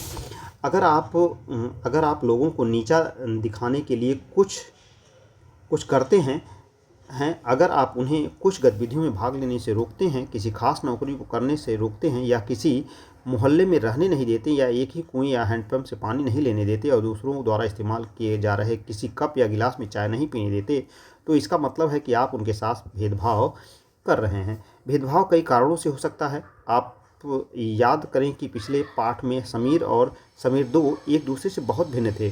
उदाहरण के लिए उनका धर्म अलग था। यह विविधता एक पहलू है, पर यह समुदाय के किसी सदस्य यह नहीं है तो असमानता यह नहीं है तो असमानता बहुत लोगों के पास अपने खाने, कपड़े और घर की मूल ज़रूरतों को पूरा करने के लिए साधन और पैसे नहीं होते। इस कारण दफ्तरों, अस्पतालों, स्कूलों आदि में उनके साथ भेदभाव किया जाता है। कुछ लोगों को विविधता और असमानता पर आधारित दोनों ही तरह के भेदभाव का सामना करना पड़ता है। एक तो कारण है कि वे उस समुदाय के सदस्य हैं जिसकी संस्कृति को मूल्यवान नहीं माना जाता। ऊपर से यदि वे गरीब हैं तो उनके पास अपनी ज़रूरतों को पूरा करने के साधन नहीं, तो इस आधार पर भी भेदभाव किया जाता है। ऐसे दोहरे भेदभाव का सामना कई जनजातीय लोगों, धार्मिक समूहों और ख़ास क्षेत्र के लोगों को करना पड़ता है। दलित वह शब्द है जो नीची कही जाने वाली जाति के लोग अपनी पहचान के रूप में इस्तेमाल करते हैं। वे इस शब्द को अछूत से ज़्यादा पसंद करते हैं। दलित का मतलब है जिन्हें दबाया गया हो, कुचला गया है। दलितों के अनुसार यह शब्द दर्शाता है कि कैसे सामाजिक पूर्वाग्रहों और भेदभाव ने दलित लोगों को दबा कर रखा है। सरकार ऐसे लोगों को अनुसूचित जाति के वर्ग में रखती है। रूढ़िबद्ध धारणाओं एवं भेदभाव में क्या अंतर है? आपके अनुसार जिस व्यक्ति के साथ भेदभाव होता है उसे कैसा महसूस होता है? भारत के महान नेता डॉक्टर भीमराव अंबेडकर ने जाति व्यवस्था पर आधारित भेदभाव के अपने अनुभवों के बारे में लिखा है। यह अनुभव उनको 1901 में हुआ था, जब वे 9 साल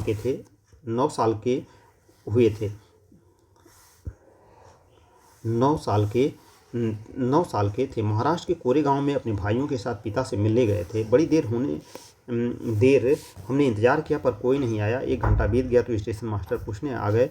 उन्होंने हमसे हमारे टिकट मांगे, जो हमने दिखा दिए। उन्होंने पूछा कि हम वहाँ क्यों रुके हुए थे। हमने बताया कि हमें कोरेगांव जाना था और हम पिताजी या उनके नौकर के आने का इंतजार कर रहे थे, लेकिन दोनों में से कोई भी नहीं पहुंच पाया था और हमें पता नहीं था कि कोरेगांव कैसे पहुंचते हैं। हमने बहुत अच्छे कपड़े पहन रखे थे। हमारे कपड़ों और बोली से कोई यह भी अंदाज नहीं लगा सकता था कि हम अछूतों के बच्चे थे। निश्चय स्टेशन मास्टर को यह लगा कि हम ब्राह्मण बच्चे हैं और वे हमारी मुश्किल को देखकर बड़े परेशान हुए, जैसा कि हिंदुओं में होता है। स्टेशन मास्टर ने हमसे पूछा कि हम कौन हैं। बिना एक पल भी सोचे हमारे मुंह से निकल गया कि हम महार हैं। मुंबई प्रांत में महार समुदाय को अछूत माना जाता था। उनको एकदम से धक्का लगा, वे भौचक्के रह गए। उनके चेहरे पर अचानक परिवर्तन हुआ। हमने देख लिया कि एक अजीब सी घृणा की भावना उन पर हावी हो गई। उन्होंने जैसे ही मेरा जवाब सुना, वे अपने कमरे में वापस चले गए और हम वहीं खड़े रह गए। 15-20 मिनट बीत गए। सूरज बिल्कुल छिप सा गया। पिताजी आए नहीं थे और न ही उनका नौकर और अब स्टेशन मास्टर भी हमें छोड़कर चले गए थे। हम काफ़ी घबराए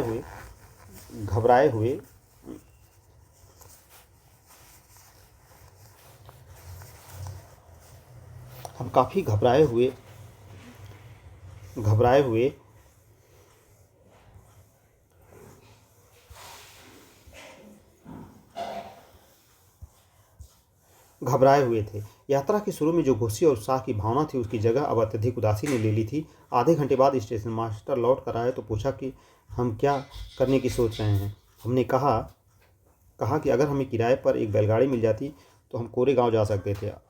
अगर कोरेगांव ज़्यादा दूर नहीं है तो हम फ़ौरन निकलना चाहते थे। वहाँ किराया पर कई बैलगाड़ियाँ चल रही थी, लेकिन मैंने स्टेशन मास्टर को जो जवाब दिया कि हम महार हैं, उसका पता सबको चल गया था। कोई भी गाड़ीवान अछूत वर्ग की सवारी को ले जाकर अपने आप को गंदा और नीचा नहीं बनाना चाहता था। हम दोगुना किराया देने को तैयार थे, पर हमें एहसास हुआ कि बात पैसे से नहीं बन सकती थी। स्टेशन मास्टर, जो हमारे लिए गाड़ीवानों से मोल तोल कर रहे थे, चुपचाप खड़े हो गए। समझ ही नहीं आ रहा था कि क्या करें।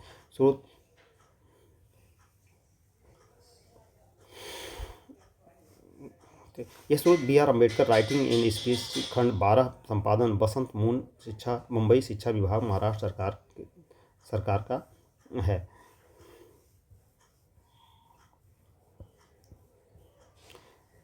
भीमराव अंबेडकर के बारे में थोड़ा सा यहाँ पर जान लेते हैं। डॉक्टर भीमराव अंबेडकर को भारतीय संविधान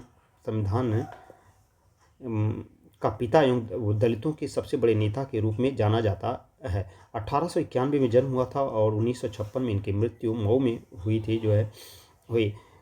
अम्बेडकर ने दलित समुदाय के अधिकारों के लिए लड़ाई लड़ी। उनकी महार जाति में जन्म हुआ था। अछूत मानी जाती थी। महार जाति के लोग गरीब होते थे, उनके पास ज़मीन नहीं थी और उनके बच्चों को वही काम करना पड़ता था जो वे खुद करते थे। उन्हें गांव के बाहर जाना पड़ता था और गांव के अंदर आने की इजाज़त नहीं थी। अम्बेडकर अपनी जाति के पहले व्यक्ति थे जिसने अपनी कॉलेज की पढ़ाई पूरी की और वकील बनने के लिए इंग्लैंड गए। उन्होंने दलितों को अपने बच्चों को स्कूल कॉलेज भेजने के लिए प्रोत्साहित किया। दलितों से अलग अलग तरह की सरकारी नौकरी करने को कहा ताकि वे जात व्यवस्था से बाहर निकल पाएं। दलितों के मंदिर में प्रवेश के लिए जो प्रयास किए जा रहे थे उनका अम्बेडकर ने नेतृत्व किया। उन्हें ऐसे धर्म की तलाश थी जो सबको समान निगाह से देखे। जीवन में आगे चलकर उन्होंने धर्म परिवर्तन करके बौद्ध धर्म अपना लिया था। बौद्ध धर्म को अपना लिया। उनका मानना था कि दलितों को जाति प्रथा के खिलाफ अवश्य लड़ना चाहिए। ऐसा समाज बनाने की तरह काम करना चाहिए जिससे सबकी इज्जत हो, ना कि कुछ ही लोगों की।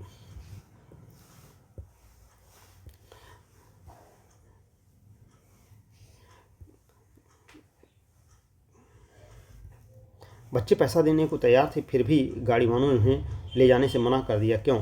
क्योंकि वे महार जाति के थे। स्टेशन पर लोगों ने अम्बेडकर और उनके भाइयों के साथ कैसे भेदभाव किया था, बड़ा बुरा व्यवहार किया था। महार होने का पता चलने पर स्टेशन मास्टर की जो प्रतिक्रिया हुई, इसे देखकर बचपन में अम्बेडकर को कैसा लगा होगा, इस शब्दों में वर्णन कीजिए। क्या आपको कभी अपने लोगों के पूर्वाग्रह का अनुभव हुआ है? यह आप दूसरों के प्रति भेदभाव भरे व्यवहार को देखा है, आपको कैसा महसूस हुआ? कल्पना करके देखिए कि यह कितना मुश्किल होगा अगर लोगों की जगह दूसरी जगह जाने ना दिया जाए। यह कितना अपमानजनक और दुखदायी होगा अगर लोग आपसे दूर दूर रहें, आपको छूने से मना करें और आपको पानी न पीने दें। समानता के लिए संघर्ष। ब्रिटिश शासन से आज़ादी पाने के लिए जो संघर्ष किया गया था उसमें समानता के व्यवहार के लिए किया गया संघर्ष भी शामिल था। दलितों और औरतों, जनजातियों, लोगों और किसानों के अपने जीवन में जैसे गैर बराबरी का अनुभव किया गया उसके खिलाफ उन्होंने लड़ाई लड़ी। जैसा कि पहले भी बात हुई, बहुत सारे दलितों ने संगठित होकर मंदिर में प्रवेश पाने के लिए संघर्ष किया। महिलाओं ने मांग की जैसे पुरुषों के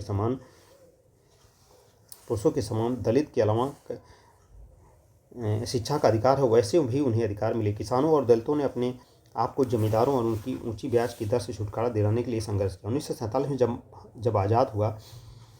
भारत जब आज़ाद हुआ तो एक राष्ट्र बना तो हमारे नेताओं ने समाज में व्याप्त कई तरह की असमानताओं पर विचार किया। संविधान को लिखने वाले लोग भी इस बात से अवगत थे कि हमारे समाज में कैसे भेदभाव किया जाता है और लोगों ने उसके खिलाफ कई तरह संघर्ष किया। कई नेता इन लड़ाइयों के हिस्सा थे जैसे डॉक्टर अम्बेडकर। इसलिए नेताओं ने संविधान में ऐसी दृष्टि और लक्ष्य रखा जिससे भारत में सभी लोगों को बराबर माना जाए। समानता को एक अहम मूल्य की तरह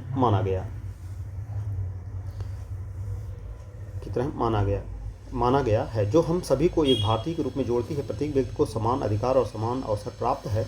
अस्पृश्यता यानी छुआछूत को अपराध की तरह देखा जाता है। इसे कानूनी रूप से खत्म कर दिया गया है। लोग अपनी पसंद का काम चुनने के लिए बिल्कुल आज़ाद हैं। नौकरियां सभी लोगों के लिए खुली हुई हैं। इन सबके अलावा संविधान ने सरकार पर एक विशेष जिम्मेदारी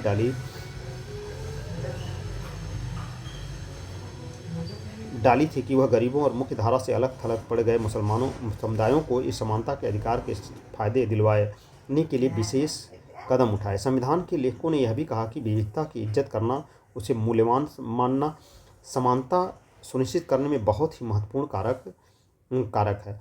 उन्होंने यह भी महसूस किया कि लोगों को अपने धर्म का पालन करने, अपनी भाषा बोलने, अपने त्यौहार मनाने, अपने आप को खुले रूप में अभिव्यक्त करने की आज़ादी होनी चाहिए। उन्होंने कहा कि कोई एक भाषा, धर्म, त्यौहार सबके लिए अनिवार्य नहीं बनना चाहिए। उन्होंने जोर दिया कि सरकार सभी धर्मों को बराबर मानेगी, इसलिए भारत एक धर्मनिरपेक्ष देश के रूप में मान्यता प्रदान की गई जहाँ लोग बिना भेदभाव के अपने धर्म का पालन करते हैं। इससे हमारी एकता और महत्वपूर्ण कारक के रूप में देखा जाता है। हम इकट्ठे रहते हैं और एक दूसरे की इज्जत करते हैं।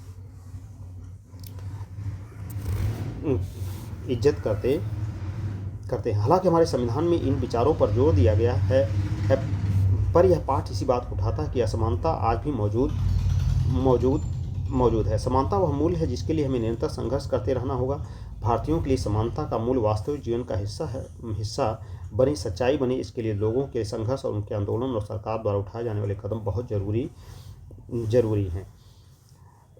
भारत की संविधान सभा में जो भारत का संविधान है उसकी उद्देशिका में कहा गया, हम भारत के लोग भारत को संपूर्ण संपन्न समाजवादी पंथनिरपेक्ष लोकतंत्रात्मक गणराज्य बनाने के लिए तथा उसके समस्त नागरिकों को सामाजिक आर्थिक राजनीतिक न्याय, विचार अभिव्यक्ति विश्वास धर्म और उपासना की स्वतंत्रता, प्रतिष्ठा और अवसर की समता प्राप्त करने के लिए न्याय, धर्म, समता और सब में एकता और अखंडता करने वाली बनता बढ़ाने के लिए दृढ़ संपर्क होकर 26 नवंबर 1950 को एतद द्वारा इस संविधान को अंगीकृत, अधिनियमित और आत्मान्वित करते हैं। यह जो था संविधान का पहला पेज, जिसमें स्पष्ट कहा गया है कि सभी भारतीयों को समान प्रतिष्ठा और अवसर प्राप्त होना चाहिए।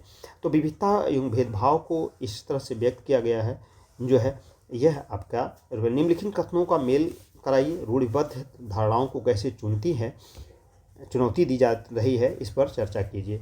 2 डॉक्टर खाना खाने बैठे थे, उनमें से एक ने मोबाइल पर फ़ोन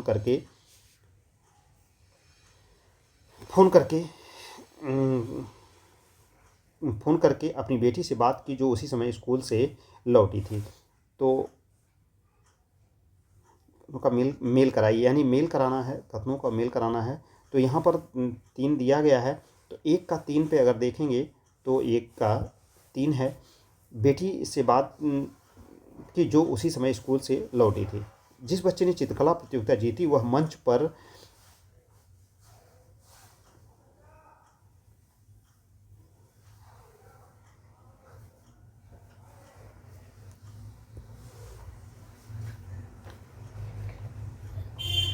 चारों को मिलाना है। 2 डॉक्टर खाना बैठे थे, उनमें से एक ने मोबाइल पर फ़ोन करके अपनी बेटी से बात की जो उस समय स्कूल से लौटी थी। तो कह का अगर देखें तो मिलान में यह तीसरा है। जिस बच्ची ने चित्रकला प्रतियोगिता जीती वह मंच पर पुरस्कार लेने के लिए एक पहियों वाली कुर्सी पर गया था जो है। इसका चौथा है, ख का चौथा है, संसार के सबसे तेज धावकों में से एक दमा का पुराना मरीज है, यह नंबर 1 है। और वह बहुत अमीर नहीं थी लेकिन उसका एकांतश बनने का सपना अंततः पूरा हुआ, तो यह दूसरा था जो है। तो ये इसके मिलान के रूप में थे जो है, देख सकते हैं।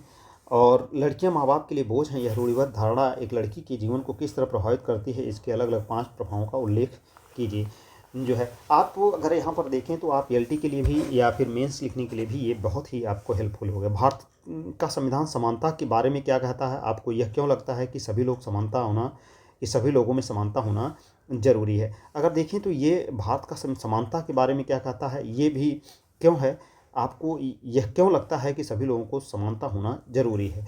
समानता की बातें यह है कि सभी के साथ मिलने जुलने में जो समानता है, चाहे वह गरीब हो, अमीर हो, किसी धर्म का हो, किसी जाति का हो, इस बारे में वर्णन करने की बातें की गई है। क्योंकि जब एक दूसरे के साथ पूर्वाग्रह और रूढ़िवादी बातों से जो है अपने आप को समाज से अलग कर लेंगे तो कहीं ना कहीं आप भी जो है समाज से विमुख हो जाएंगे। कई बार लोग हमारी उपस्थिति में पूर्वाग्रह से भरा आचरण करते हैं। ऐसे में अक्सर हम कोई विरोध करने की स्थिति में नहीं रहते, क्योंकि मुंह पर तुरंत कुछ कह देना एक अच्छी बातें नहीं है। कहना मुश्किल जान पड़ता है। अपनी कक्षा को 2 समूह में बांटिए और प्रत्येक समूह इस पर चर्चा करेगी एक परिस्थिति में क्या वो होंगे। गरीब होने के कारण एक सहपाठी को अपना दोस्त चिढ़ा रहा है।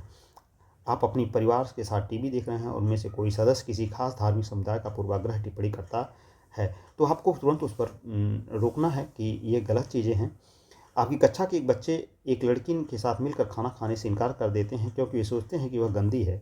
ऐसी बात नहीं है, जो है उसका विरोध करना चाहिए और उसे समझाना चाहिए। किसी समुदाय के खास उच्चारण का मजाक उड़ाते हुए कोई आपको चुटकुला सुनाता है, लड़के लड़कियों पर टिप्पणी कर रहे हैं कि लड़कियां उनकी तरह नहीं खेल सकती हैं, यह कहीं ना कहीं अहंकार और सोच का प्रतीक माना जाता है। उपयुक्त परिस्थितियों में विभिन्न समूहों ने कैसा बर्ताव करने की बात की है, इस पर कक्षा में चर्चा कीजिए। साथ ही कौन सी समस्याएं आ सकती है, इस पर भी बातचीत कीजिए।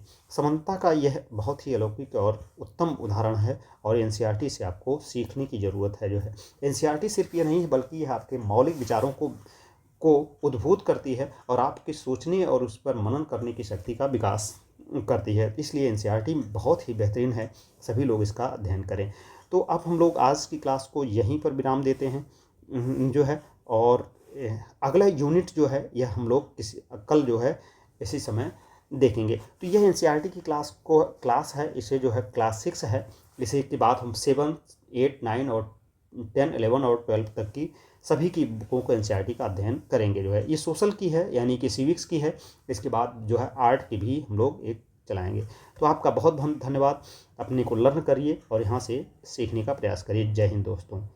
लाइक करिए, सब्सक्राइब करिए और आप अपने चैनल, यूट्यूब चैनल को जो है पृथ्वी द विजन को आप बढ़ाने का प्रयास करिए। आपका बहुत बहुत धन्यवाद। जय हिंद दोस्तों।